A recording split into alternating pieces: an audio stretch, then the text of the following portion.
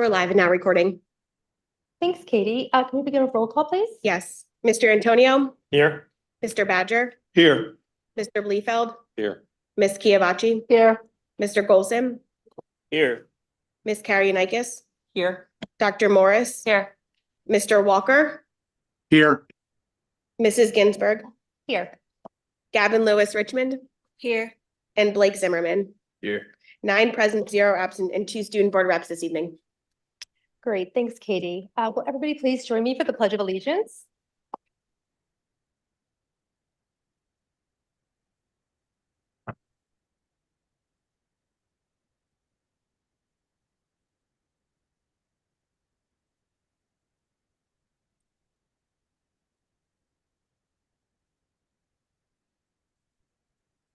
Welcome to all of our visitors and guests this evening for our May 6th meeting, and welcome to all our teachers. Happy Teacher Appreciation Week. First, I'll start off by listing our prior meetings. On March 18th, we had our work session public meeting. On April 2nd, our regular public board meeting. April 15th, we had a health, wellness, and safety meeting, followed by a board racial equity oversight meeting. April 16th, finance meeting. April 24th, facilities and transportation, and April 29th, a work session. Our upcoming meetings, May 13th, we had a finance committee meeting, or we will have a finance committee meeting, May 28th, work session, and June 3rd, a regular public board meeting. And now we have our first presentation of the evening. And sadly, we have 2 graduating board members, Gavin Lewis Richmond and Blake Zimmerman. And both of you, I remember when you joined the board, interviewing both of you and sitting in that room, meeting you both, and you were just both amazing applicants who had so much to contribute to this board. I knew you would be just have so much to share and be able to provide to this board over the time you'd be with us. And you've truly done that. You've provided us insight into the school and what's going on there and shared your opinions. And you've never shied away, even when it may not be the popular opinion or something we want to hear. You've just always given us your honest opinion on everything. And I truly, truly appreciate that. It really means a lot to us as a board to get your honest opinion. So I really appreciate that. And I know you both have great things you're going off to next. So I do have some plaques, but before we give these to you, I do want to open it up for my fellow board members to share some thoughts as well. Zeffie? Guys, I'm gonna miss you so much, especially since we sat next to each other for so long. It has been just amazing to watch you. I mean, like, I remember you from Stony Creek, but Gavin, it's just been amazing watching you, learning from you. I expect you guys are gonna have a wonderful future. There's so many great things ahead of you, but know during your time here, you enlightened us and you also enlightened your peers. You brought so many great things to our community, and I'm so grateful that our paths have crossed, and I wish you all the very best. You both are awesome. Thank you.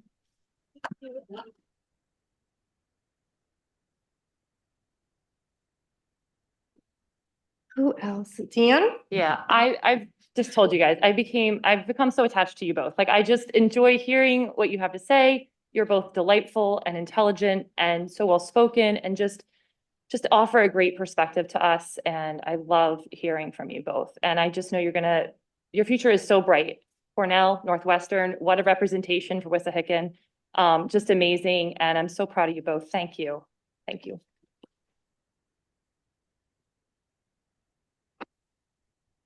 Rosetta? Even though I'm at the farthest end of the table from you guys, it has been such a pleasure watching you through all these meetings and how you have always spoken your mind. It's been great, and I wish you all the best of luck in your new adventure. So thank you for everything.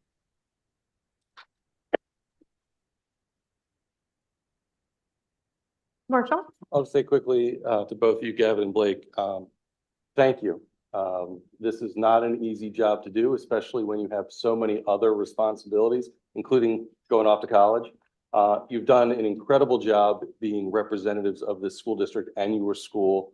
And over the last couple of years, it's no secret, we've had a lot of different issues, and half the time, nobody cares what the 9 of us have to say, but they hang on every single word that both of you say. Yep. And that is a testament to you, both as individuals and as leaders and future leaders. And as a member of this board and a member of this community, I couldn't be more proud of the work that you've done here and everything that we expect that you're going to do going forward. So thank you.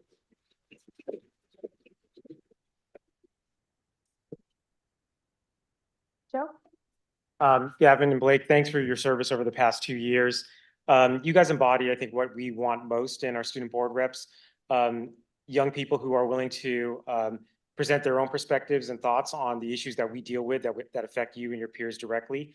And also being able to raise issues for us that we might not be aware of. I remember, Gavin, when you highlighted to us the dearth of vegetarian options at the high school cafeteria. And that led to us negotiating some different terms with our food service provider, which hopefully you've seen some of the positive benefits of. Oftentimes we are up here and making decisions, wondering what's best for students and what will be, I guess, appreciated most by them. It's so great that we don't have to debate amongst ourselves who's right about that. We can ask people like you guys directly. And I hope your successors on the school board as student reps, can sort of carry on your bright example over the past 2 years. And best of luck in your college endeavors. We're lucky to have had you these past 2 years. Thanks.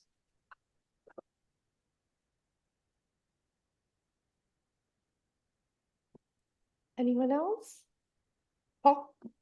I just want to echo all that's been said. We really appreciated having both of you here.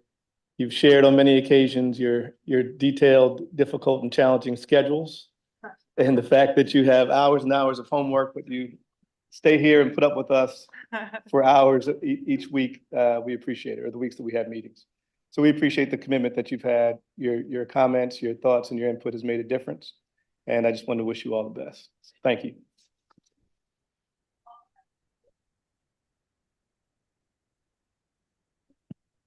All right, anyone else?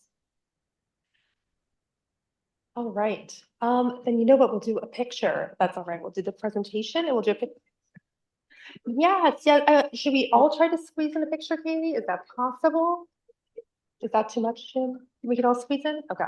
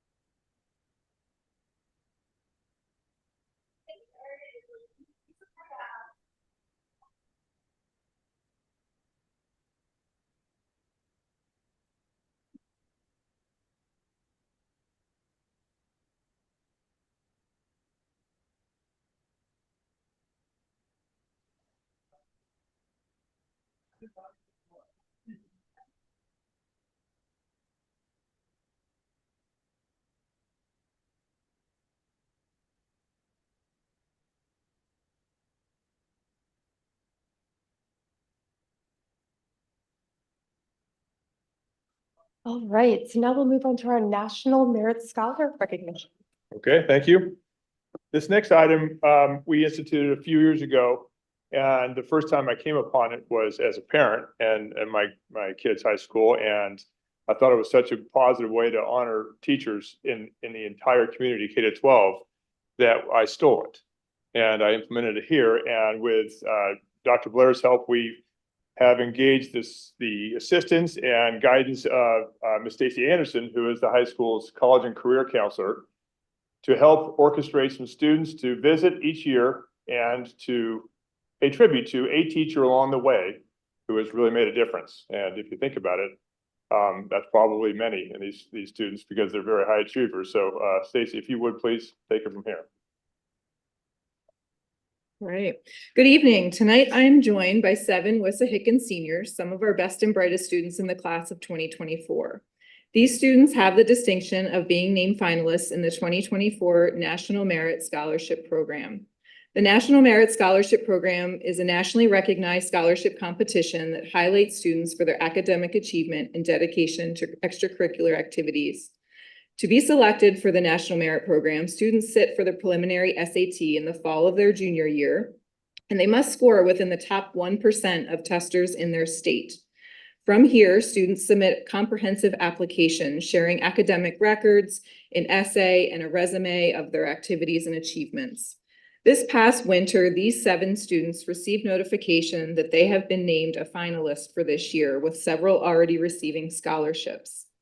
Tonight, we take the time to highlight the achievements of our students, but it's also a night for each of them to make a recognition of their own. Each student has chosen one district educator who has had an impact on their time at Wissahickon, and tonight they will be gifting a book with a brief note of thanks. Congratulations to our students, but also to my colleagues who have been invited here tonight. You are all very worthy of this well-deserved award. Teachers and students, please come to the podium to give your award as I call you. To begin, we'll start with Nathan Antonio. Nathan will be going to Cornell University and will be recognizing Derek Casey from the middle school.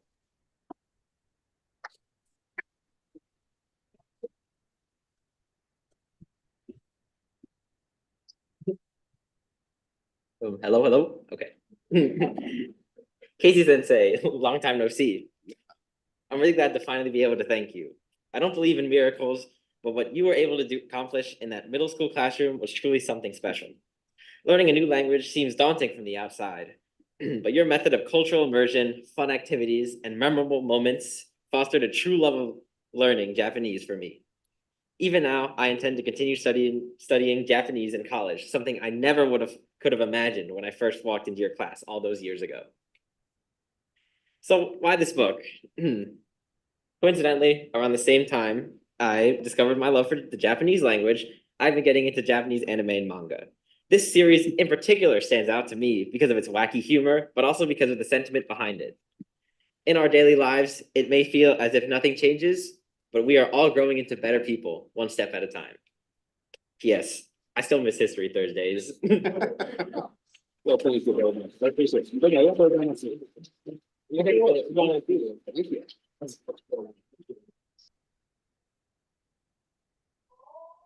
Next is Tiffany Liu. Tiffany will be attending Georgetown University and will be recognizing Stephanie Leister from the high school.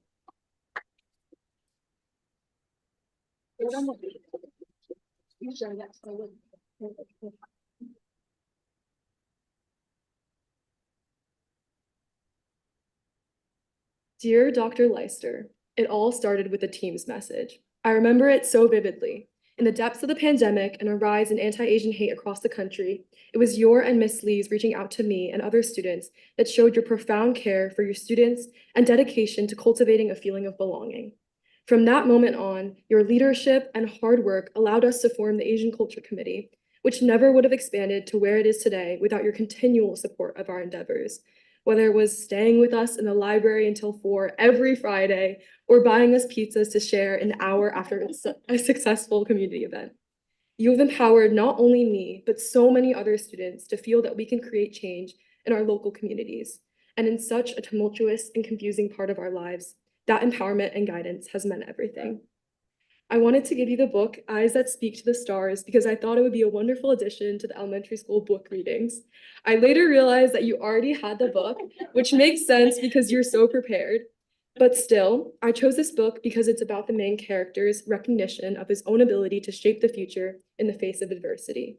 He says, "I read a brighter future in the stars and will fight to make it reality." That is the exact message you have instilled in me, to read a brighter future for the communities we cherish and to do the work to make it come true. Thank you for being such an amazing mentor, advisor, role model, and friend who I could always turn to throughout my journey as a student. And thank you for showing me that what matters most is the love that we have for our communities and the change we seek to create in the world.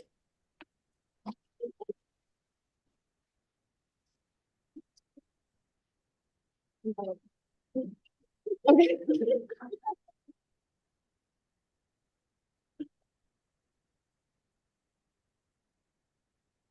All right, next is Kevin Lobo. Kevin will be attending Georgia Tech and will be recognizing Bobby Steinberg from the high school.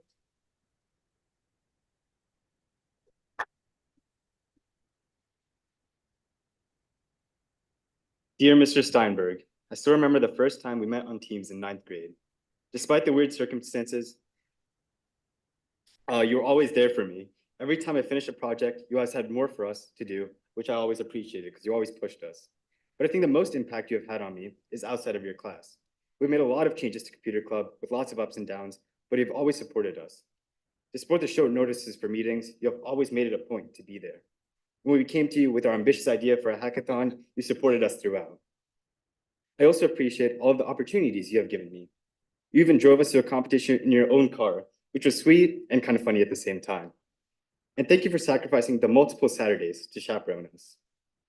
I want to say thank you for all you have done to help me grow these past 4 years. You have always been someone I felt comfortable talking to, and I'm grateful to have gotten to know you. With you as a CS teacher, I know your room will be filled with competition t-shirts and medals soon. Thank you, Mr. Steinberg.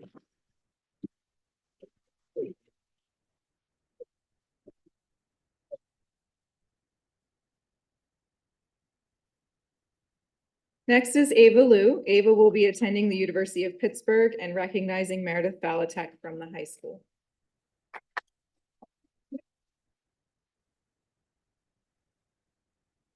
Mrs. Balatek, I've argued with many physics teachers that chemistry is the better science. But I will admit that it's not the subject I'm fond of, but the experiences I have attached to it that make chemistry superior. In fact, I really hated thermodynamics. But no matter how annoying the topic, you were always willing to help without any judgment. If you saw us struggling, you gave us extra grace and sometimes extra credit, depending on how miserable we looked. But we usually weren't too miserable, because in your class, chemistry isn't just learning the curriculum, but experiencing it with labs and projects. I am extremely glad you still let me crash your biochem class, because even though I have no idea about anything going on, it's so much fun to make soap or isolate lipids with you.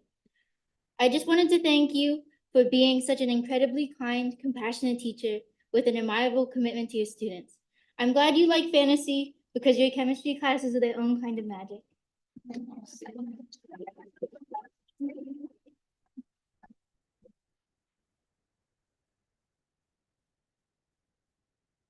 Next is Ashley Park. Ashley will be attending the University of Pennsylvania and recognizing Jen Castor from the high school.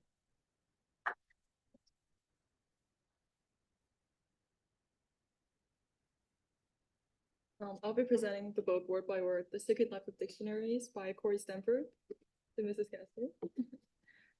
Dear Mrs. Castor, looking back my 4 years of high school, one of my favorite memories was our lunch sessions in your classroom. We would always complete Wordle during this time and compete with students to see who gets it in the Fuse trials. While everyone knows that you're an expert in Wordle, I hope you can still find some useful words from this book to help you with your future daily Wordle conquest.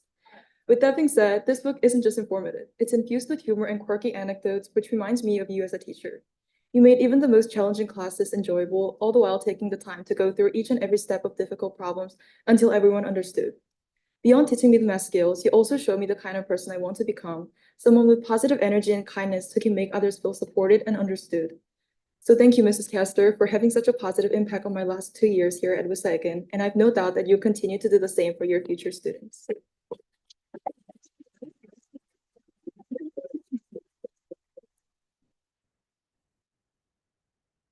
Next is Olivia going to Swarthmore College, and Jessica Brash from the high school.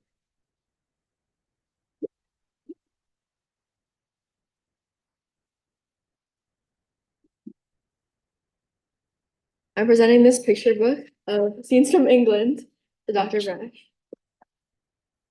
Dear Dr. Brash, hi, I'm not sure where to start with this, so I guess we can start at the beginning of high school. I first met you freshman year through Microsoft Teams in your digital media class. I think you yelled at me a few times to turn on my camera. At the end of sophomore year, I started taking pictures for the yearbook, though I'm not sure why, because I hadn't touched a camera until then. I think it's because you were freaking out about how we were low on staff and coming up on a deadline. I wouldn't know how relatable that feeling was until a couple years later. Junior year, I was super hyped to be your yearbook junior editor and learned a lot being in your classroom every day. And then it was a little less exciting being a senior editor, as I'm not gonna lie, it came with a huge workload. And we would always interrupt conversations about our page ladder to hash out plans for the next CASA meeting. But either way, it was so much fun to come up with ideas and to be given the freedom to execute them. For these past 4 years, you have been more to me than my digital media teacher, yearbook advisor, or CASA advisor. You were the person who always believed in me and trusted me, not only as a student, but as a creative, a leader, and a human being. Whenever I wanted to pursue photography, you let me pick out a new camera to buy for the yearbook staff. When I showed a passion in being an editor, you saw my potential, taking us all the way to Gettysburg so that we could plan this year's book alongside professionals. When I expressed interest in a film festival, despite never having taken any of your cinematography classes, you let me submit a film that ended up being screened all the way in Australia. When I faced difficult conflicts and needed someone to talk to, your door was always open. When I needed sanctuary from the overstimulating cafeteria, you let me invade your classroom. And whenever I was hungry, you always had goldfish or Cheez-Its in your cabinet. The way that kids congregate in your room and constantly bug you, whether it be for a snack, a phone charger, or for attention, is evidence of your comforting energy. You make people feel seen, including myself, and for that I will always be grateful. Thank you for being my go-to teacher for these past few years. Something that has always stuck out to me is your love for England and for tea. At one point, you had shared that it was something that you did for yourself because you didn't have the means to travel when you were younger. Through that conversation, you demonstrated to me how important it is to not only take care of yourself, but to treat yourself, even if it means taking your entire tea kettle and tea set to a yearbook conference just so you don't have to miss your daily morning tea. Which brings up one last thank you. Thanks for introducing me to Tilly Mint's chocolate raspberry tea. It tastes a lot better than it sounds. I hope this book can be a reminder that you are appreciated in and outside of the classroom. Sincerely, Olivia.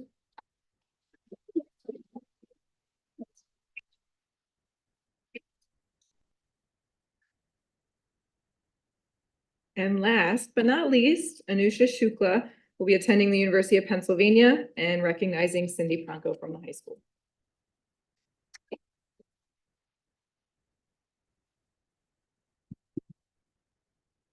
Hi, Ms. Franco. Hi. I'll be giving you the travel book. When I think of one teacher to recognize, I immediately think of you, Ms. Franco. It was probably obvious to you, my parents, and my friends who all know about how much I value our close relationship. I mean, who else has spent this much time with you? Meetings about course selection in 9th grade, AP seminar in 10th grade, AP research in 11th grade, virtual math period this year, Zumba practice sessions, every single dance IE, and the most special week in the Galapagos Islands. As a student, my main goal is to broaden my horizons, and as a teacher, you have given me just that. From your personal stories and incredible knowledge, you have taught me new perspectives, new lenses, and new ideas. Your classrooms are full of intellectual curiosity, and I have had the privilege of experiencing it for 2 years in a row. You led the best, most tight-knit AP seminar class, in my biased opinion, where we had lively discussions about dances from across the world that always captured my interest. You led my personal favorite class, AP Research, always encouraging me to have ambitious goals and keeping me on track even if they were a bit too ambitious. And I even learned from you outside the classroom. I learned that any time is a time to dance. I hope that we will find time to dance together again, even after graduation. And lastly, you made the Galapagos trip the greatest experience ever. It's page 117, by the way. You made this trip happen, and after years of hard work, I will always cherish these memories. Here's a book traversing every country in this world. I'm sure you can write your own book from all your travels, but I hope this keeps adding to your bucket list. French author Marcel Proust said, "The real voyage of discovery consists not in seeking new landscapes, but in having new eyes." You have given me the gift of new eyes, allowing me to see the world and myself in ways I never thought possible. You make an impact, so thank you for all you do.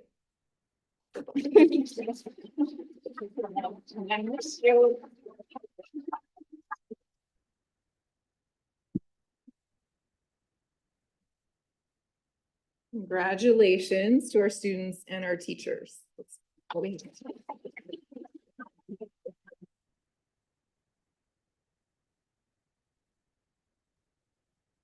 Congratulations. And Katie, can we get a picture maybe of the group?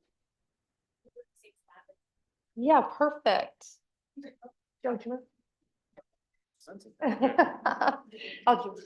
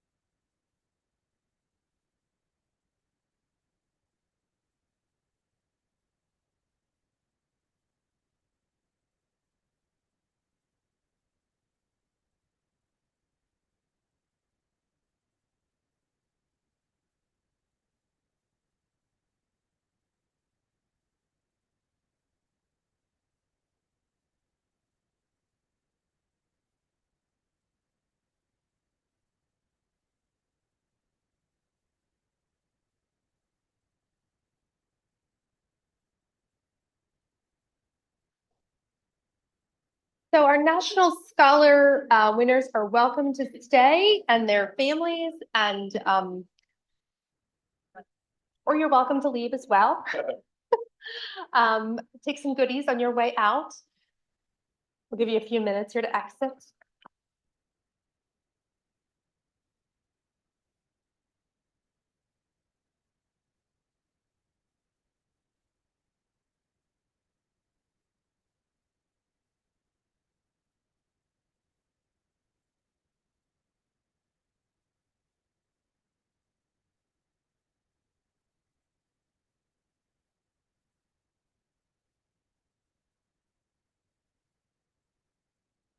All right, we'll move on now to our first public comment period. And our first public comment period, I'll note that we allow maximum 5 speakers to be heard on the same topic, limiting comments to 3 minutes, and note that it's not our practice to engage in dialogue with speakers. When appropriate, we do follow up with responses on our website. And the first public comment period is limited to agenda items only. Katie and Wade, you went through them. Did you see any these are all second comment periods? Okay, I didn't think I saw any first comment period. Okay. Then we will move on to our board president report. Oh, anybody on Zoom, Katie? There's no raised hands on Zoom right now. Okay, thank you.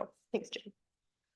All right, then we'll move on to the board president report. And nothing has changed since last week. We do have the approval of the service agreement with Educational Leadership Consulting for professional development for the board of directors on not to exceed $2,500. This is for our upcoming retreat. Were there any further questions or comments on this? All right, seeing it none, do I have a motion? So moved. Second. A motion's been made and seconded. Are there any other additional comments or questions? All right, seeing none, all those in favor? Aye. Anyone opposed? All right, motion passes. Thank you. Superintendent report. Okay, the one item here is what we reviewed on last week, which is the adjustment of this year's school calendar to reflect the fact we used one emergency day. And so the last day of school is one day earlier than originally planned, June 11th. So may I have a motion, please, to approve item 8.1?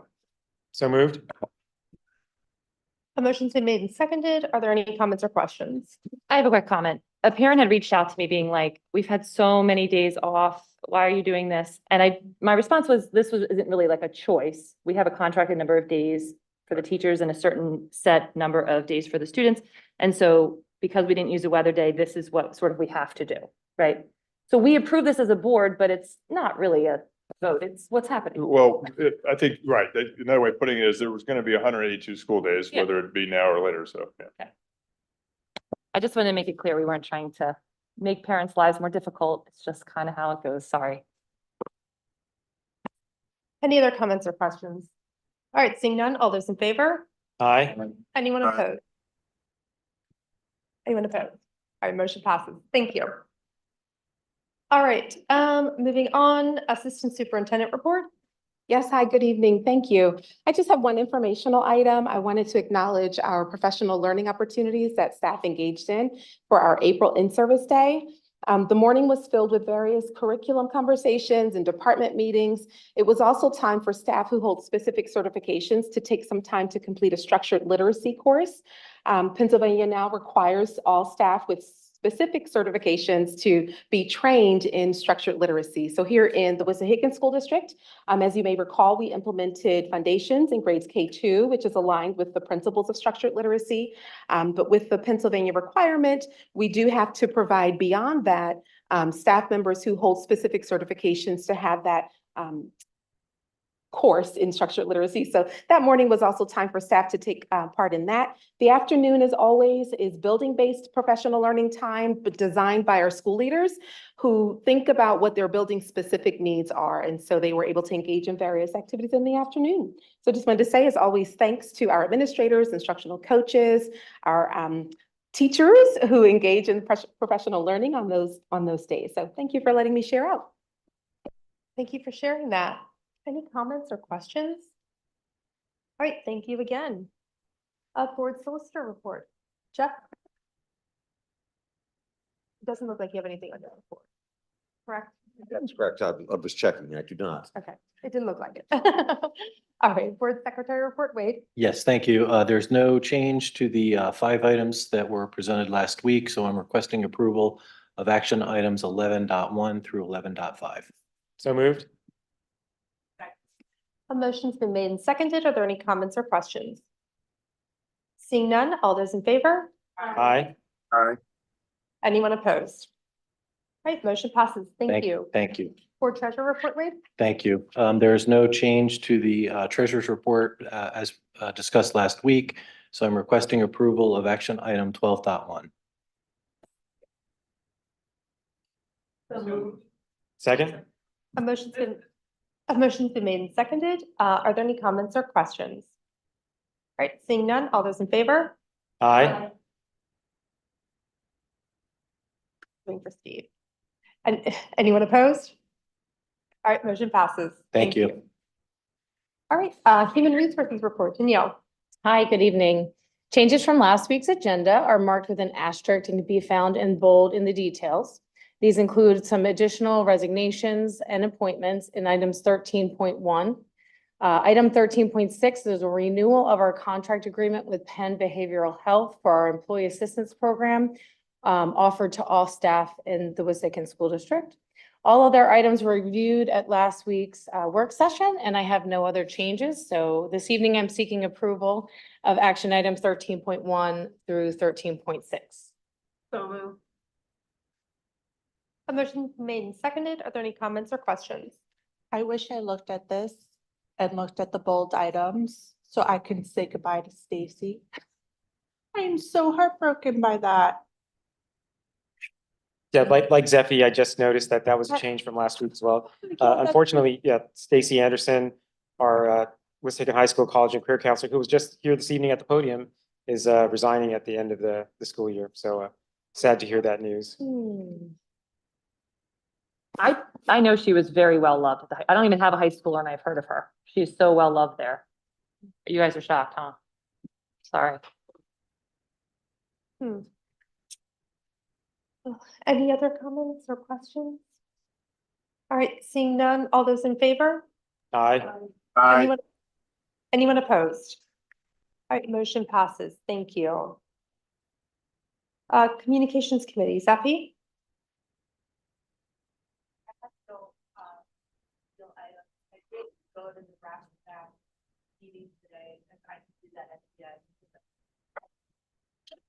I did attend the RASNAC meeting today and I could do that at the end. I need to catch my breath because that's still bothering me. That's fine. You can do that board comments. Curriculum and Technology Committee. Deanne? Dr. Dewan? Thank you. We have no informational items and all items were reviewed last week at the April 29th board workshop meeting. So this evening, we're seeking a motion to approve action items 15.1 through 15.12. So moved. A motion's been made and seconded. Any comments or questions? All right, all those in favor? Aye. Anyone opposed? Motion passes. Thank you. Facilities and Transportation, Joe. Thank you. We have no informational items this evening, and the action items that are on the agenda were all reviewed and approved, reviewed last week, and there have been no changes since last week. So with that, I'm going to ask for approval, a motion for the approval of action items 16.1 through 16.11. Second. A motion's been made and seconded. Are there any comments or questions? All right, all those in favor? Aye. Anyone Aye. opposed? All right, motion passes. Thank you. Finance Committee report, Steve. Yeah, no informational items, just a commentary on, thanks to Dr. Crisfield for sending out the budget information to the community. There are no changes from items 17.1 through 17.6. So I'm seeking approval from the board and a motion to approve those items. So moved. A motion's been made and seconded. Are there any comments or questions? All right, seeing none, all those in favor? Aye. Anyone opposed? Motion passes. Thank you. Policy Committee, Marshall. I have no informational or action items this evening. All right, thank you. Racial Equity, Paul. No informational. No items this evening. All right, thank you. Health, Wellness, and Safety. No informational items and no action items tonight. Thanks, Amy. Thank you. Reported Board Representatives, Marshall. Thank you, Amy. We did have an extracurricular committee meeting on April 17th, where we went over the second marking period recap of the approved organizations, and everything seems to be going well with those. We had new club proposals at the high school upcoming. One was provisionally approved for a dance club that needed some clarification, and the other one is for table tennis, which will be an IE. I think we will have one more meeting in the fourth marking period to go over clubs for next year. But that's a recap of where the clubs are going forward. All right, great. Thank you. Any comments or questions? Oh, I will say the ice cream club was not approved. Ice cream? So, yeah, there was blowback on that, but not enough interest. There was a lot of interest. Not enough ice cream is the problem.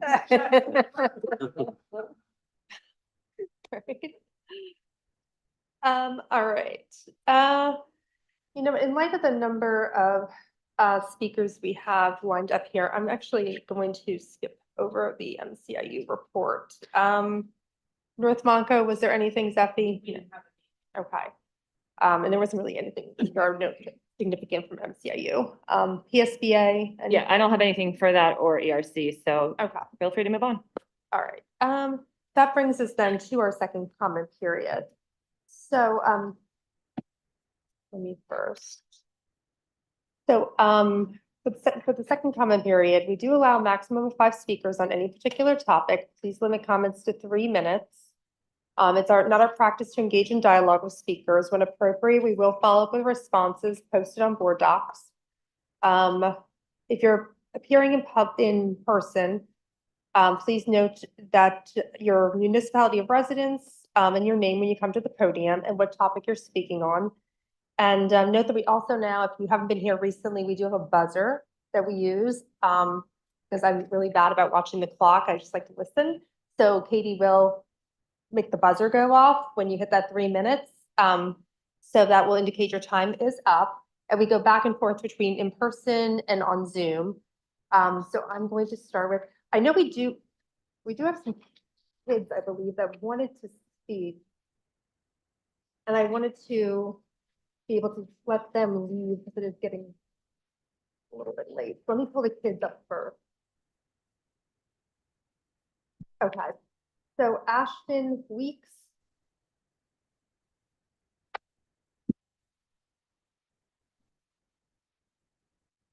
Oh, you actually get to go right up to the podium. You can stand right here and the mic will pick you up. There, you're gonna stand on this side. Come stand on this side. There you go. And then whenever you're ready. I played viola last year in third grade and this year in fourth grade. I loved it so much in third grade and in fourth grade. I had so many memories, so please don't cancel the third grade strings.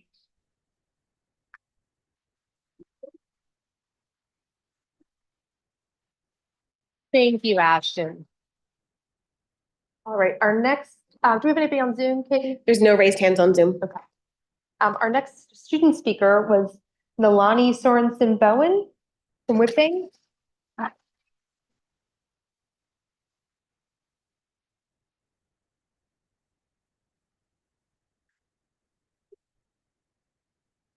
Hi, my name is Nalani Sorensen and Nalani. The reason I'm here is to stop third grade strings from being cut out of the program.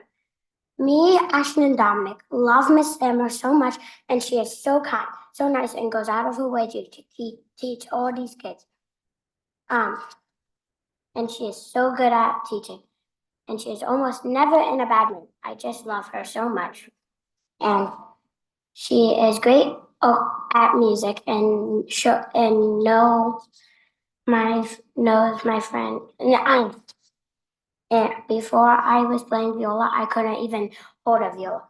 But now I can hold and play more than 5 songs. She teaches us so well. And I was amazed hearing the third grade play band orchestra at the assembly.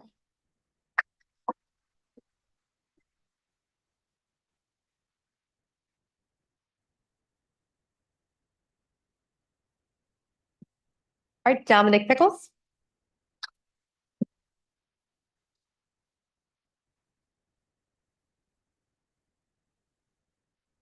My name is Dominic Pickles. I am 10 years old and a 4th grader at Bluebell Elementary School. Last year, I was in third grade strings and I played the violin. Playing the violin in third grade helped me become more confident in my other subjects in school. Learning the basics of music helped me calm down and relax and enabled me to focus on my work a lot.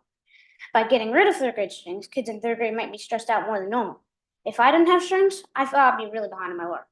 That could be true for upcoming third graders next year and in the future if they didn't have this program. I had a friend who had a tough time in 2nd grade, and when he joined the third grade orchestra, he became more confident and his life became easier. I really love the Beatles. This year, Miss Lamoureux has put together a string program for a spring performance that is all Beatles songs. It has been challenging to learn, but so rewarding to play. I'm simply so excited to put on this show, but if I hadn't learned how to play in third grade, we would not have the ability to learn and play this music. I know this performance will create a lifelong memory for me. By keeping the third grade strings program, it will be enabling beautiful memories, skills, and better students overall. I'm asking the board to take another look at their budget and find a way to keep this program. It has made such a difference in my life and so many of my friends and fellow students.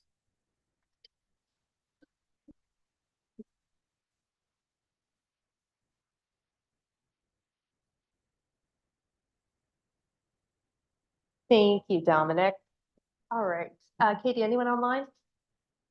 Okay, I just want to ask, are there any other children that were registered to speak? A child actually registered to speak who didn't write like their grade or something on their paper. I do want to be mindful of sleep times and get children home.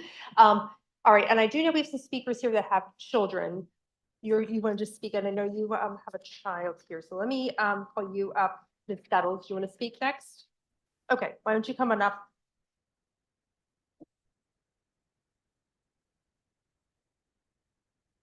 Hi, my name is Saida Settles, and I'm from the municipality of Whipping. The reason why I'm here today is because there has been, it's really been a discrepancy when it comes to the code of conduct it's not being proportioned properly and it's not being fair. So the code of conduct has tiers. And when it comes to the tiers and when it comes to discipline is a huge disparity in relating to race. And when asked about the issues, you're kind of like pushed to the side. And I have come to know that there is actually a director on the racial equality, Kazaya Latour, and she wasn't readily made available for parents to even know. I had to kind of hunt to find and to get her, and she's been excellent. However, it took such a long time that the incident has escalated. The children are very sophisticated enough to know when they are not being treated fairly and when their counterparts are receiving discipline that is not the same as them or even less or none at all. So I wanted to address that because it's something that needs to be addressed and it needs to be, we're here saying that we are belonging. It's on the back of every sweatshirt and t-shirt, but is it really being actualized? And it's not. So I would like to hold Wissahickon accountable for what we are claiming to be and to be able to allow our children fairness and to be able to know that if they come to a place, they have a safe space, they have a safe place, and that they are going to be treated with very fairly. Thank you. Thank you.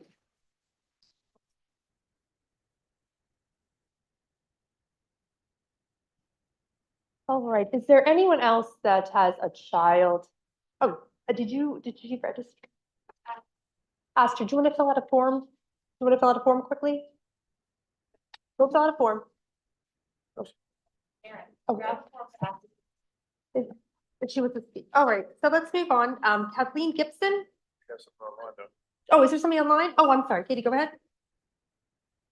Are you ready for it? Yeah. We have Margareta Sorensen, and I'll allow to talk. Can you hear me? Yeah. Yes. Okay, sorry, I'm actually in California, but I wanted to comment on the strings, third grade strings, if I can. Yeah, go ahead. Okay, thank you. So yeah, I want to urge you to reinstate the third grade strings program. I think there's ample scientific support for the benefits of music, and early music instruction is linked to better working memory, better auditory processing, mathematical performance, but also greater empathy and collaboration. And there's also ample data to support that the earlier you start, the greater these benefits become. Music instruction is expensive and for many families cost prohibitive. Giving all children in the district the opportunity to participate promotes inclusion and belonging. And music is a unique language that transcends barriers of age, ethnicity, and economic status. I myself played the violin since I was 4 and I still play. My dad started piano at 6 and he still plays in his 80s. In graduate school, I escaped frustrating days in the lab to play string quartets and made friends ranging from their 20s to their 90s from all over the world. It's a wonderful outlet and has opened so many doors for me throughout my life and given me friends from all over the world. My daughter Nalani, who you heard speak, she started viola in 3rd grade in the strings program at BBE Bluebell, and it has had an extremely positive impact on her. The strings teacher at Bluebell, Mrs. Lamro, is nothing short of amazing. She works extremely hard to herd these little wildcats into budding musicians, and just proudly performing their pieces at the spring concert. But most importantly, she's kind and encouraging, and she teaches not just the technical skill, but joy and love of music. You can't put a price tag on that, and you can't bring that age back either. If you cut the program, many children will miss out on this. So again, I urge you to please reinstate the 3rd grade strings program and show these wonderful teachers what an important role they play in our community and the lives of our children. Thank you. Thank you. All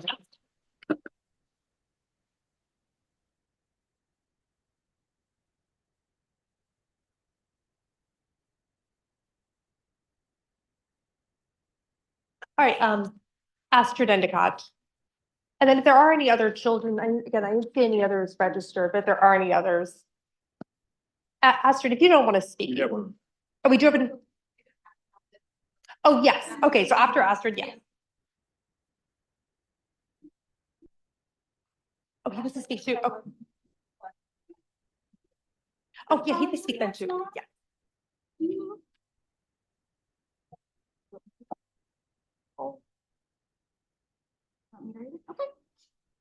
So I'll read this on behalf of Astrid Endicott. So hi, my name is Astrid Endicott. I'm here because I don't think you should be shutting down third grade strings. When I was in second grade, I remember going on my mom's computer and looking at all the instruments and listening to how they sound.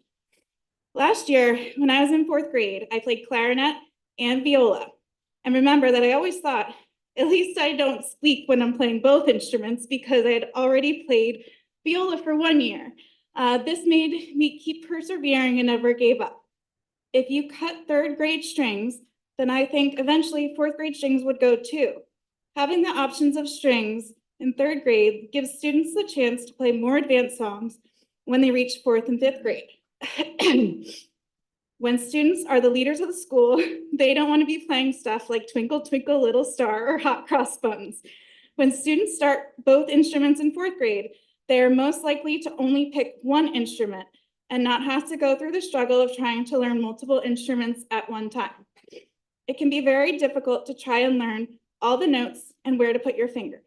The necessary practice, especially for third grade students, might be lowered because having to learn both at the same time. You might be thinking that I could not just do one or the other, but that takes away from learning the different types of music. So in conclusion, I think you should keep third grade strings. Thank you.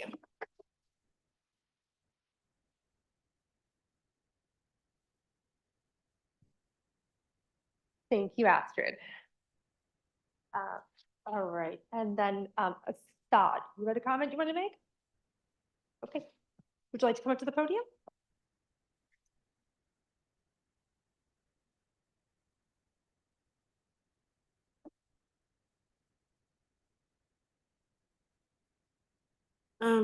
Hi.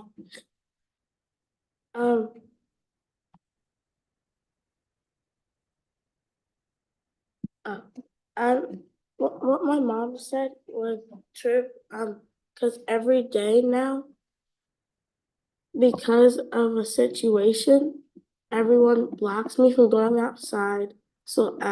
Because I have a punishment for self-defense against another kid. But that never happened when I used self-defense against another kid that was Black. But with a white kid, I got barricaded from doors and I couldn't go outside.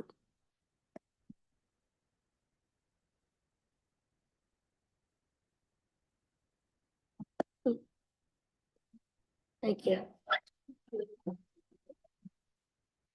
Thank you, Assad. And what was your name? Guy? Guy Weinhold? Okay, come on up. Oh, Katie, I'm so sorry, Sky. Hold on 1 second. Katie, is there anybody online? We do. We have a raised hands on Zoom. Okay, Sky, we're gonna hold on 1 second. We have Carmina Taylor. Okay, Carmina, go ahead. Good evening, everyone. I hadn't planned on speaking, but hearing that young Black boy speak about his experience broke my heart again. And I think it's been every year for the last 16 years that I have been imploring and deploring on you guys as a school board, as a school district, to be honest about how Black boys in Wissahickon feel in the discipline realm.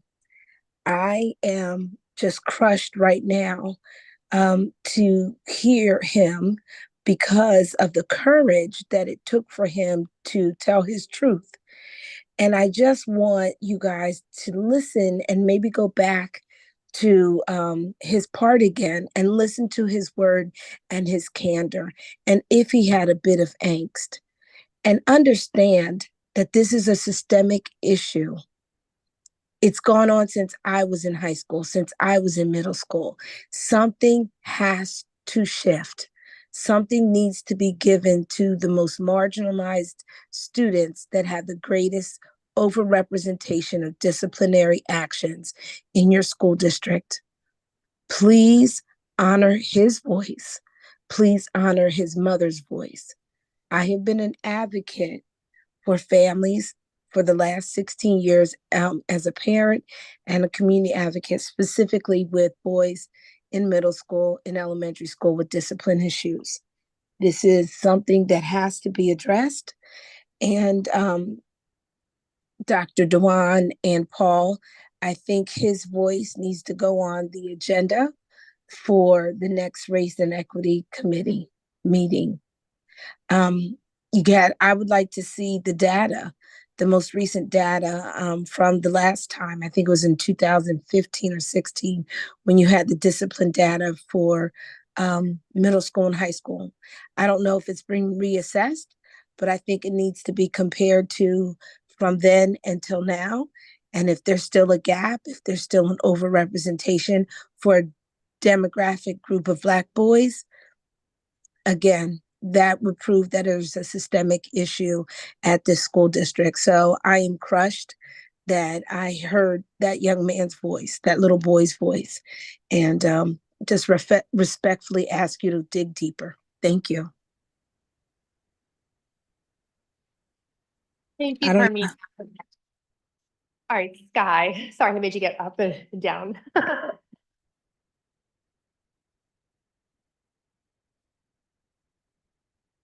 So not to bring it back to third grade strings, because I want to honor what she was just saying, that's very important. I did come tonight to stand up for Miss Ellen, for all the students at Bluebell and across the district. I'm a mom of a third grade strings student. He's a passionate musician. Sports is not always welcoming to everybody, but the way Miss Elliston has made him feel so included at the school, and he's made so many friends and wonderful people, and she's been amazing with everybody and even parents. She started a parent band. My husband got involved. You know, it's been great. And so it's really hard to see that music's always the first thing to get cut in schools. And I feel like taking that away from the third graders, they might not have a chance again. Not everybody has the resources to be in band or orchestra. And I know my son would have went straight to band because they have to choose band, chorus, or orchestra. He wouldn't have known that he loved violin as well and that he wants to continue that throughout his school years. He would have just skipped over it. So I really hate to see it go. I know that Wissahickon has ways of funding or figuring out where to pull money from that we could keep Miss Ellen, keep her hours at the district. I know somebody's retiring and I know our fundraising capabilities. I'm very involved in Bluebell's HSA and we have raised a lot of money doing a lot of events. And I think there would be a way to fundraise and figure out a way to keep third grade strings, opposed to just saying, oh, let's keep it, let's find a way. I think we could all brainstorm and figure out a way to raise the money and keep it happening for our students. And if anybody wants, you can reach out and I have some ideas.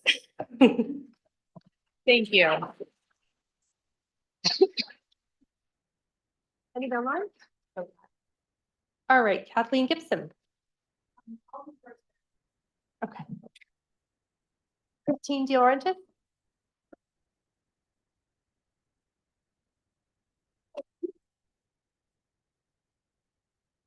Christine De Laurentiis, Ambler. Good evening. It's been a while since I've stood at this podium, but it underscores the importance of this topic. There is a plethora of research and documentation that the arts are an essential part of an effective curriculum, and I'm hoping that I don't have to convince you of that. What I am here to do is to provide an example of the impact the Wissahickon Wissahickons music program has had on one person, and the importance that early exposure had in building out the essential foundations for a lifetime of music and performing. I would like to speak about my daughter, Bethany, who was a class of 2019 graduate from the high school. After enjoying her music classes the first few years at Madison Avenue, Beth was so excited to take violin in third grade. She may have grumbled a bit about bringing it back and forth to school, but she was excited to learn how to play her instrument, to learn how to read music, and most importantly, enjoy the process and performing. This foundation of the foundation of this strings program was what built Beth's love of music and performing that lasts until this day. Apparently violin wasn't Bethany's favorite instrument, which is okay. It was important for her to take that first step, figure it out and learn what she did and didn't want. Between 4th and 12th grades, Beth went on to participate in the following parts of Wissahickons music program. 9 years of chorus, 1 year of camerata, 4 years of chorus recitals, 3 years of musicals, 5 years of concert band, and 5 years of marching band. You count that all up, including that strings year, that's 28 groups and events here at Wissahickon. In addition, Beth was one of 3 Wissahickon marching unit members to represent the district with the Cavalcade of Bands Honor Band in the 2019 Rose Parade. That started with 3rd grade violin. I'm not done though, because in addition, Beth went outside of the district. She started in 7th grade with an indoor drum line, weekends every winter, eventually adding marching in a drum and bugle corps where she traveled around the country every summer, adding an additional 13 seasons between the two. Over the years, Bethany has earned indoor accolades as 3-time Class A finalist, a 1-time open class finalist, a 2-time world class finalist, which includes 9th and 11th places in world championships. In the summer drum corps, she was a 1-time semifinalist and a 2-time finalist in the world class, ranking 9th in the world the last 2 years. In August, Bethany was one of 2 Wissahickon alums that stood at the performing the finals at Lucas Oil Stadium. This is a deep and abiding love of music and performing arts, and it all started with 3rd grade strings. Thank you.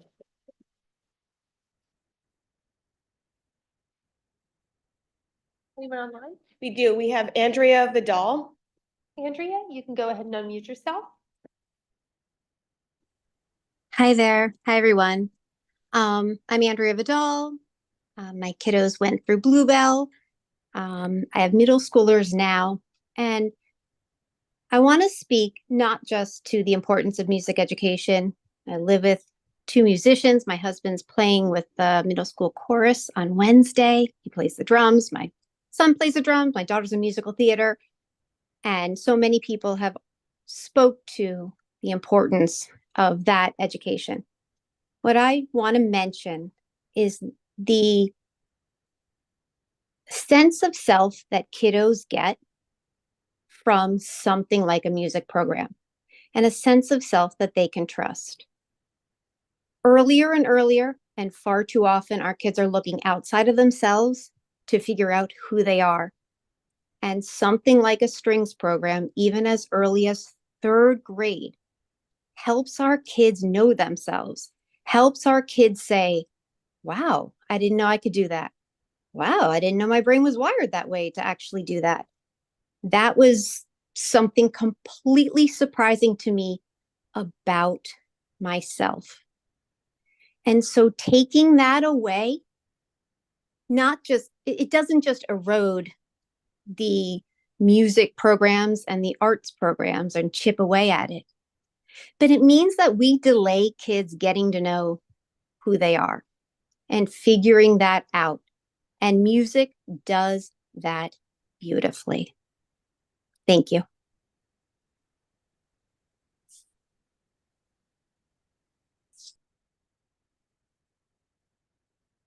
All right, next in person, Maria Shrago.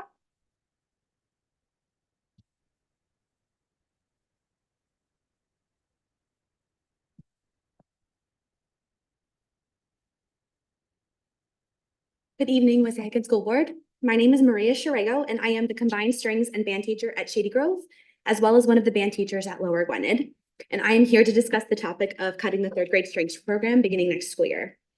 While these times financially are hard for everyone, the music program in Wissahickon has stood through many trials and tribulations over the decades. My father and uncles even went through this district and was a part of the music program back in the 80s. The program has been alive and thriving since then, and here is how cutting the 3rd grade strings program will diminish the instrumental opportunities for our students. First, halting the program in 3rd grade strings and waiting until 4th grade would cause the music program to be a year behind and have detrimental effects for the years to come. When students get into 4th grade, they currently have the choice to continue strings, begin band, and/or begin chorus. Already, this is an overwhelming experience. But moving forward, if strings does not start until 4th grade, then students will become inundated with starting more than one instrument at a time. Not to mention, students already participate in an instrumental group with chorus, which memorizes music and choreography for musical performances in the spring. Learning 2 instruments from the start is unfair to our students and can also be a financial burden for some students and families. Personally, I learned 2 instruments at a time, but began my first instrument 1 full year before the second. I do not know where I would be if I, at only the time of 9 years old, tried beginning 2 instruments at the same time. Lastly, many of our students partake in multiple extracurricular activities such as sports, evening classes, and other after-school clubs. Secondly, string instruments involve so much more than learning to read music and perform. Student posture, positioning, finger placement, and intonation are all significant early concepts learned in that first year.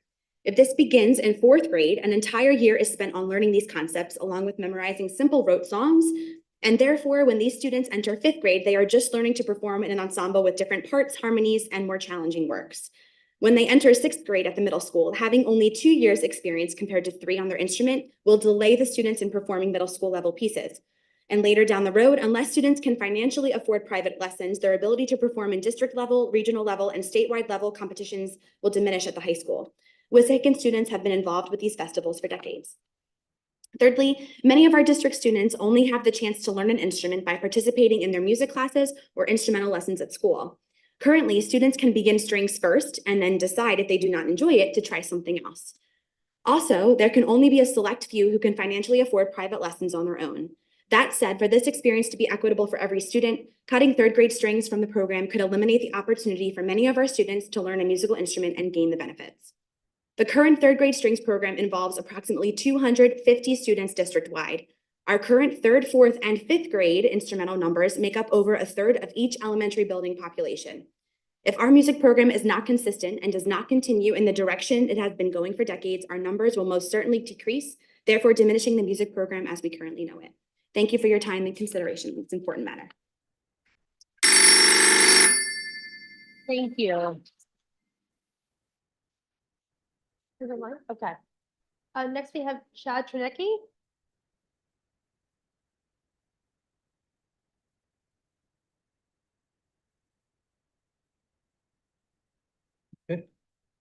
Hi, I'm Mr. T, and I wanted to elaborate on some of the issues with the middle school schedule, where I worked with 4 separate assistant principals on the scheduling project. Each one of those individuals was new to the position of being an assistant principal at Wissahickon Middle School. Through this process, we did not contact or observe a single neighboring school. There is no research driving the framework of our new schedule and no data backing up the changes. The priorities that the staff sought to implement were overshadowed by priorities that originated outside of our building. There is nothing in place to assess the effectiveness of the current schedule. We came up against what we view as an arbitrary due date with several unfinished ideas that we had to half-heartedly vote on. We adopted the new schedule with a new assistant principal tasked with implementing the schedule. The changes of foreign language program created a hole in our schedule that was filled with the newly created ELA lab course. The lab course was never a goal of the scheduling committee. It is an hour-long byproduct with an unclear curricular approach. The majority of students are assigned a lab every other day for an hour. I say the majority of students because students who require support in a number of areas are pulled from that class. The end result is that the student population who our district has identified as needing extra support in ELA as a content are the same students that I will see the least in my classroom. If they were suddenly to attend the lab, the numbers would climb into the mid-30s. Furthermore, in light of the enrollment bubble coming to the middle school this fall, anyone could look at the structure of this lab and see that it is not sustainable. These concerns have been voiced for 2 years in committee meetings, department chair meetings, union rep meetings, and in meetings with CO staff. After tonight, I am out of distress flares. The teaching staff are the only stakeholders that can't throw their hands up and walk away from this issue. And the current morale is clear that it's a result of that dynamic. In a survey at the end of 21-22, I wrote, working on this schedule without knowing it had to be staff neutral was a huge hit for the committee and for our morale. People have lost faith in the leadership. Many people are burned out and feel like we have nothing. Do we even know if neighboring districts could successfully transition a schedule and keep it staff neutral? Do we know if this is even possible? In a survey at the end of 22-23, I wrote, if the staff were to vote on the current schedule we have now versus the proposed option, 100% of the staff would vote to stay with the current schedule. Not because they're lazy, incompetent, negative, or lacking a can-do attitude. It's because they're on every committee, in every meeting, write the curriculum, write the assessments, and are working face-to-face with our students, giving our all every day.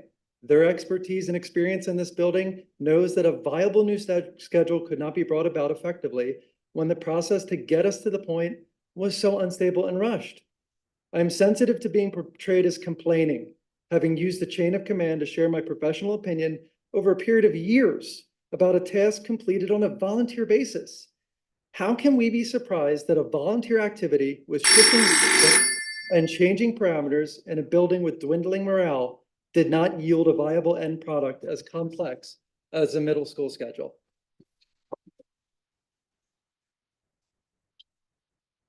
Thank you.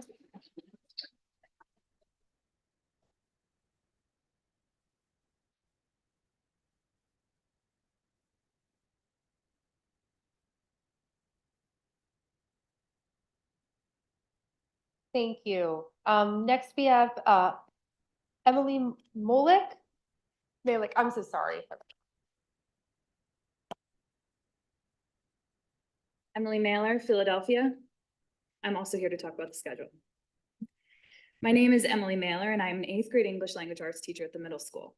I'm here today not just as a teacher, but as a concerned advocate for our students' well-being and academic successes. Specifically, I'm here to talk about the unique challenges that Trojan Time, or as it used to be called, academic, presents. The current schedule fails to address the diverse learning styles and individual requirements of our students, as it imposes constraints that deny teachers team time, cuts time spent in affinity groups, and hinders the students' ability to receive help in a timely and meaningful way. While there have been some minor adjustments for next year, ultimately the fundamental structure of the period remains the same. Trojan Period, which used to meet every day, was a class where students could meet with teachers, make up missing work, or get ahead on homework. It has been reduced to a sporadic and inconsistent rotation, which also requires students to choose whether to take part in extracurriculars and options such as music or clubs.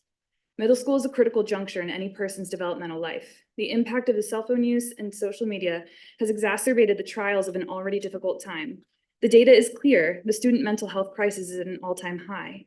To properly commit to our students, we need to be able to support them with not only the academic pressures, but the interpersonal, social, and emotional issues. One of the distinguishing factors of a middle school setting is team time, which is where many of the conversations surrounding specific students or groups of students take place. Yet our current schedule offers 2 30-minute meetings per 6-day cycle, leaving teachers unable to compare insights and come up with solutions, thus leaving students increasingly overwhelmed and underserved. Moreover, the one-size-fits-all approach to our schedule neglects the diverse academic needs of our student body. The goal of a Trojan Time period is to mitigate gaps in learning time, to account for absences, and to provide students with an opportunity to get help from teachers. Due to the lack of consistent student location and clubs occurring during this time, students commonly go days or even a full week without being able to meet with a teacher to receive the support they need. Finally, one of the newly proposed changes to account for the loss of academic time in Trojan Time is to cut the affinity groups down from twice a cycle to once every 6-day cycle. As a PLC leader, one of our most recent tasks was to evaluate the efforts the district was making towards diversity, equity, and inclusion, according to the Diversity Equity Dashboard, or the District Equity Dashboard. I stood in front of my group asking them whether the district was making a real and true commitment to the DEI efforts we espouse. Yet as I asked this, I knew that one of the most tangible efforts we have made, student affinity groups such as the Asian Student Association, GSA, Connectados, and more, was being cut from 2 times a cycle to 1.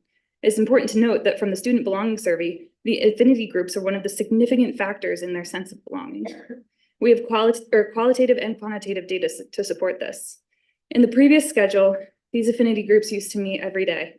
The schedule, even with the proposed changes, undermines our ability to support students academically, while also inhibiting our ability to do the one thing that we've built a Wissahickon narrative around, to help students feel like they belong.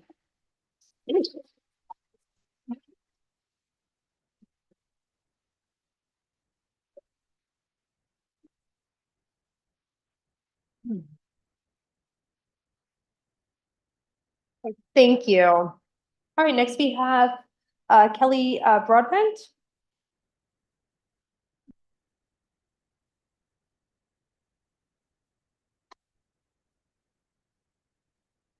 Hello, I'm Kelly. I'm from Phoenixville.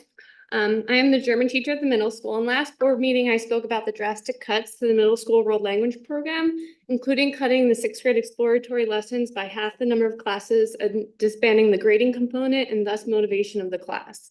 And as an indirect result of the cuts to the end, because of the new schedule, we have a class called Freckle. It was created for sixth grade students. So for half the year, sixth grade students have their exploratory world language class once out of the 6-day cycle and Freckle class twice. Due to scheduling, it's mostly the world language teachers and one health and PE teacher who teaches Freckle, but really it's just supervising Freckle.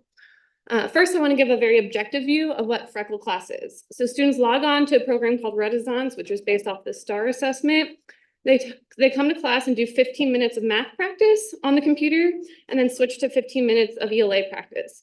Again, I'm the German teacher, so I'm not teaching or supporting students at this time. I'm just supervising them and employing my best classroom management skills to keep 27 to 30 students quietly working on a computer screen. After 30 minutes of computer practice, there's unstructured time. I created a Freckle choice board, which are 9 activities to offer some enrichment activities. Sometimes I play games to practice the German content we were learning in the German class. The new schedule was supposed to increase instructional time, but Freckle is a class that for about 100 minutes a week, students are not getting any instruction. Just another example of the schedule not working. Now, to offer a more subjective view of Freckle class, the students absolutely hate it. In fact, it's quite reassuring as a teacher when students come into my class and they ask if it's a Freckle day or a German day. When I say Freckle, they groan, moan, and express disappointment, but when it's German, they cheer. It's a great feeling as a teacher, knowing my students would rather receive my instruction and learn German than spend a class period in front of a screen. It's quite ironic that the teachers whose discipline is centered around interpersonal communication skills and cultural awareness are supervising this class. I know other districts in the area use Renaissance and the STAR assessment as supplementary material, but I know of no other district dedicating a whole class period to this Freckle practice. The Freckle class feels like a filler class because there was a hole in the new schedule. Perhaps the World Language Exploratory program didn't have to be cut in half, but it was under district parameters that the World Language program would be drastically cut, and thus Freckle was born. Again, I urge the administration to reconsider the strict district parameters given to the middle school staff in order to give our students a better schedule that would better serve them and their learning. Thank you. Thank you.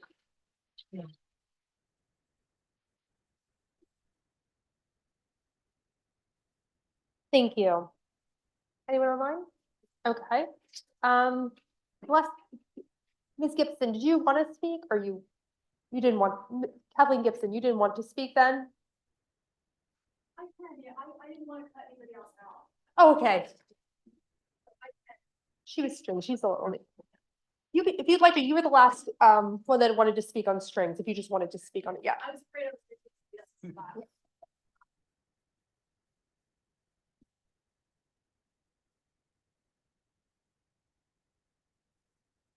Good evening. My name is Kathleen Gibson. I am a string teacher at Wissahickon Middle School.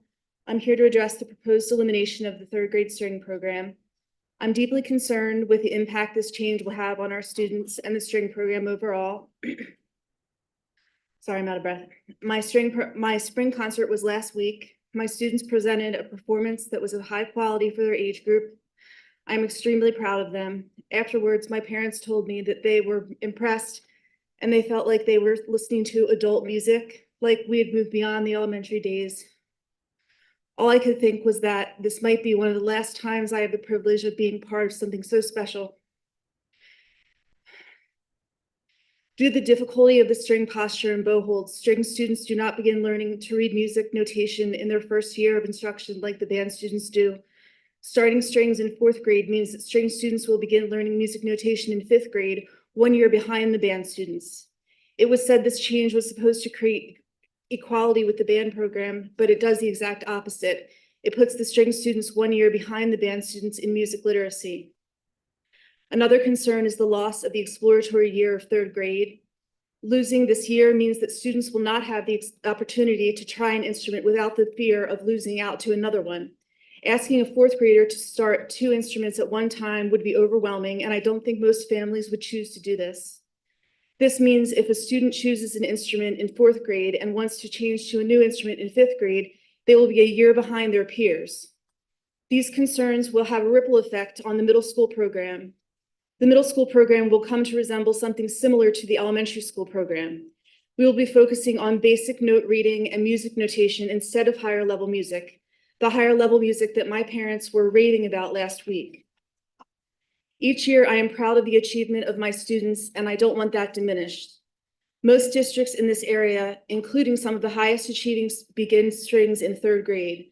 Please let the Wissahickon School District continue to be a leader in this area and protect our 3rd grade string program. Thank you. Thank you.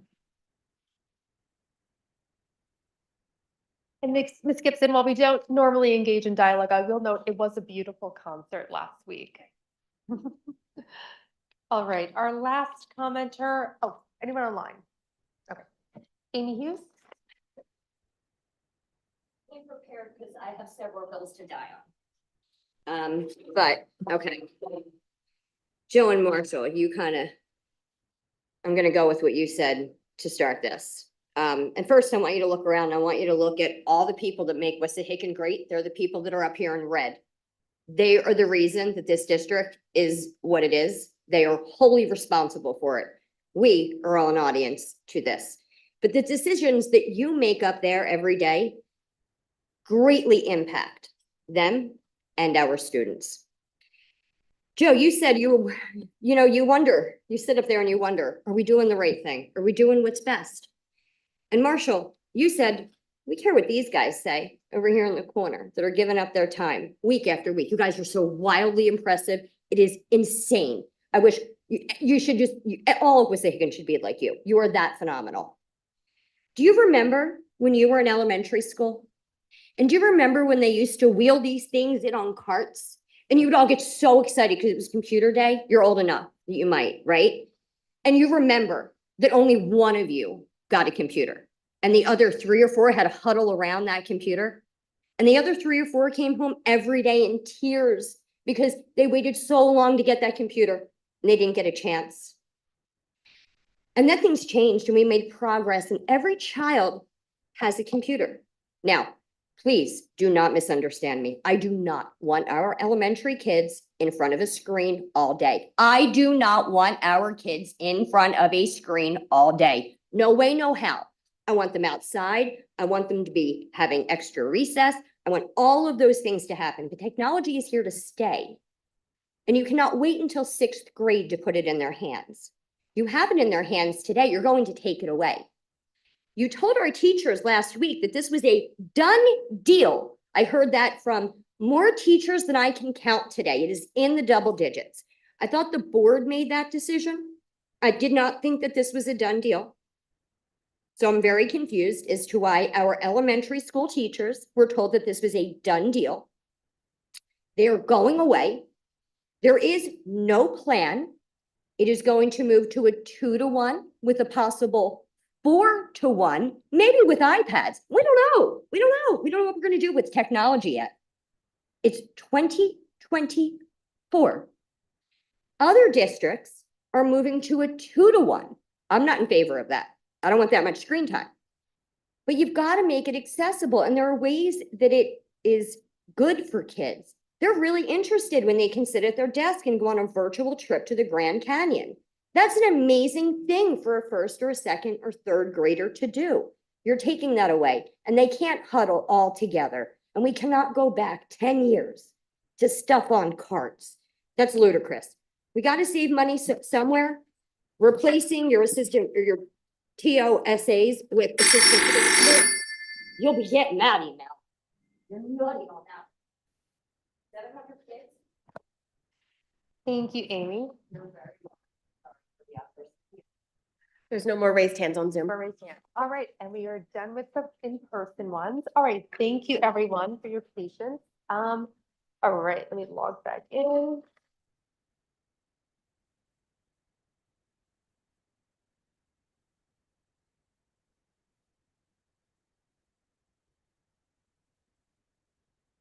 All right, now we are at board comments, and I believe, Duffy, you had a board comment, correct?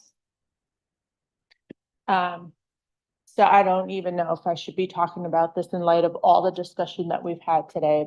But before I start out on that, I want to thank everybody for speaking their truth and coming forward with what they wanted to share. I especially feel very grateful for our young students who came forward. It takes a lot of courage. And I feel like we have some really great leaders. There's one young man that was completely impressive, which might have left for bedtime. But thank you for coming out. We do listen very much. So RASNAC, which I always forget the acronym, but it's the Regional Adolescents Start School Early Coalition. Later, yes, thank you. There was a meeting today and Dr. Smith was there from Upper Merion. no. Tom Smith is starts with a B.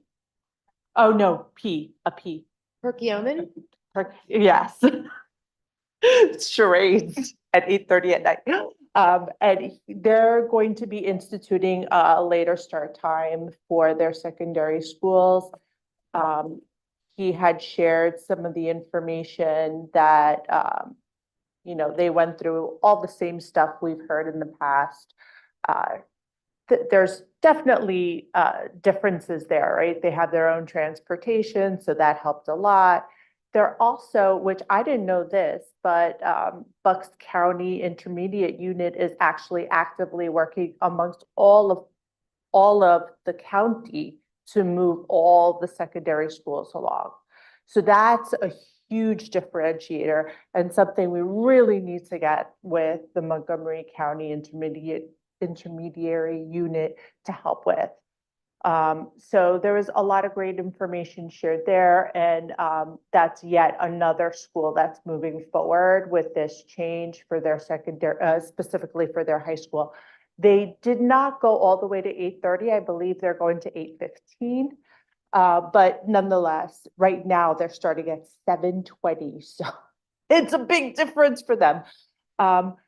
Also on the call, they talked about two things that, again, I didn't bring my notes, but the bill that's being passed for the state level it's continuing to get a lot of good traction, a lot of good discussion. There is talk about maybe wrapping it into another, with some other kind of funding to help it keep traction. Obviously it needs to go through 2 more houses before it can become a bill, but it is getting some really good traction. Additionally, they talked about at the secondary level that they're trying to pass a bill right now that if you're an active student, an active athlete in school, that you will be exempt from gym class in high school.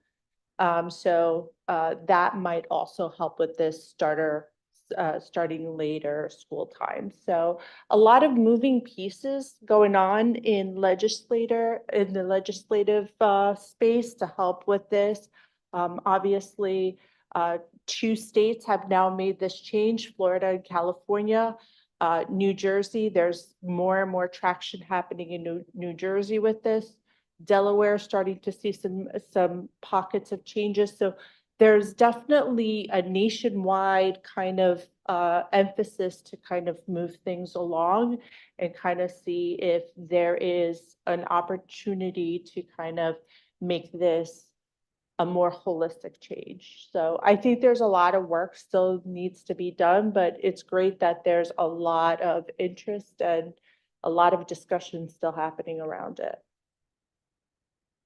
Great, thank you for that update, Zephy.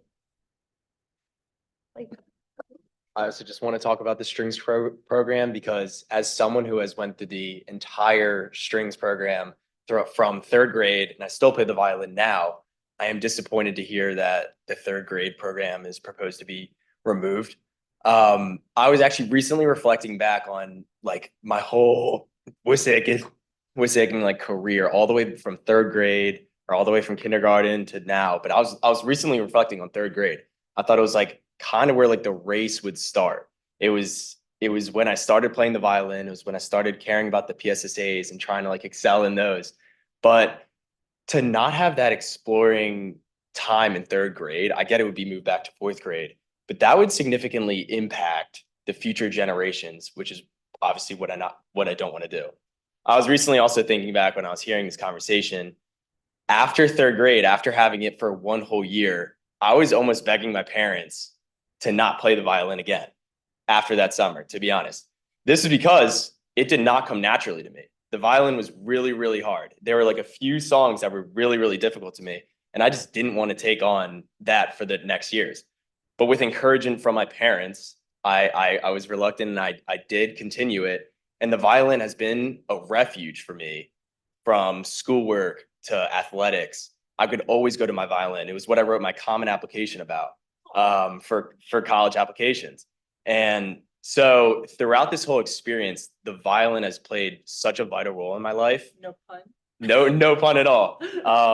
And I just would hate to see a negative impact on the future generations. I get that they would still have the opportunity to do so, but I feel so lucky to be able to have passed through all of these wonderful music teachers and teachers in general. And I hope that the third graders in the future can also reap the benefits of it.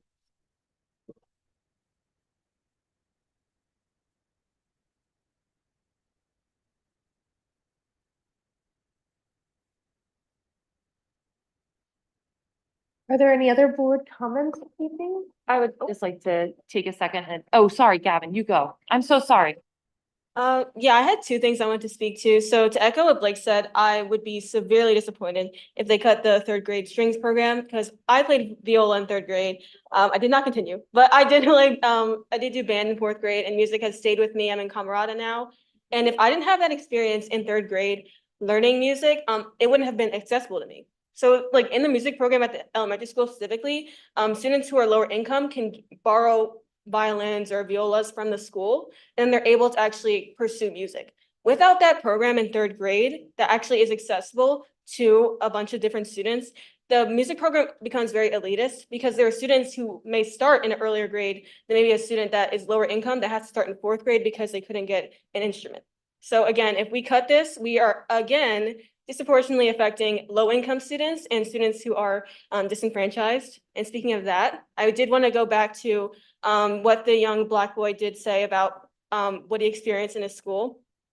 So I will say again that yes, the justice system in our school is very, very biased against Black students. I wrote my entire AP seminar thing about this. I can share it with you if you would like. But it's very disappointing that a student had to come up here and share their experience to say that because I feel it should be self-explanatory. I've definitely seen it. I have not experienced it, but there are Black students who are disproportionately penalized compared to their white students based on misdemeanors. And there are statistics to support this, not only in our school, but across the nation. And it's very, very disappointing that it is still continuing. So though I am leaving after this year, I hope I can come back and say that we are actually trying to fulfill belonging. We are actually trying to fulfill district equity and inclusion because at this point, I don't know what else to say about this because I feel like very passionate about this throughout my entire career at this district. And to say that we still have not been making the progress that I hope we have been making is sad. But I have the utmost confidence in our future board reps and our current junior board reps that they will continue speaking about this. And thank you.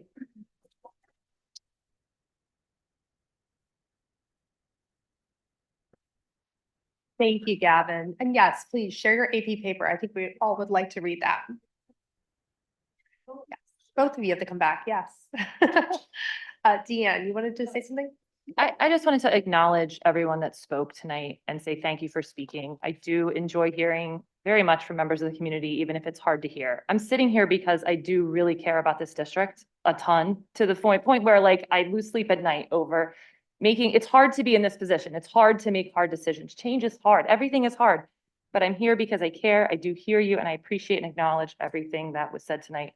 Blake and Gavin, again, once again, thank you for everything.